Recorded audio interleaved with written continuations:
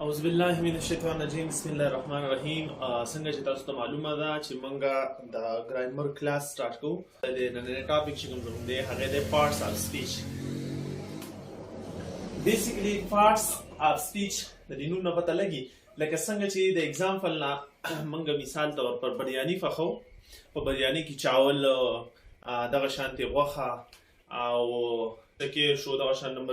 بریانی مثال شو دا سيزونه چو نو دا د بریانی پارټس دي چې کله دغه رايوځي شي نو د دې نه بریانی جوړیږي دغه شان د خبرې چې کوم مونږ کوو د سپیچ او د سپیچ هم پارټس دي نو دغه شان د سپیچ پارټس دي زموږ سره ناون دی pronoun دی adjective دی verb دی adverb دی preposition دی conjunction دی interjection دی دا د سپیچ پارټس دي په دې کې چې کوم د ټولو نه بیسیک پارټ دی هغه د زموږ سره ناون اوس ناون څه ته وایي که تاسو سوچ وکړئ په دې کائنات کې چې څومره څه دي کوم څه چې الله پاک پیدا کړي د هر څیز خپل نوم دی لکه مثال طور پر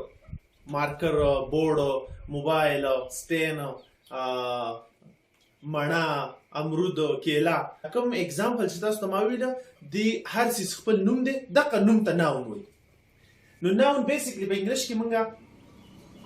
عام روټین کې چې کوم تعریف کوو noun is the name of a person, place, thing, animal, idea, emotion, etc. Example ته ګورئ احمد went to Lahore to buy a book په دې کې احمد noun دی لاهور noun دی book noun دی احمد چې کوم دی دا person نوم دی لاهور چې کوم پکې دی نو دا پکې د پلیس نوم شو او book چې کوم دی نو دا پکې ټایم شو بیسیکلی موږ چې کوم ډیفینیشن کوو کوم چې په لیکل غواړي لکه مثال طور پر پیپرز کې راځي یا څوک کوېسچنو کې چې ډیفینیشن د ناون نو هغه موږ کوو all naming words are called noun all naming words دا all چې کوم دی په دې کې ټول کائنات راغلي چې څومره څیزونه دي دا په all کې رااله naming word نو په naming word کې زموږ سره رااله چې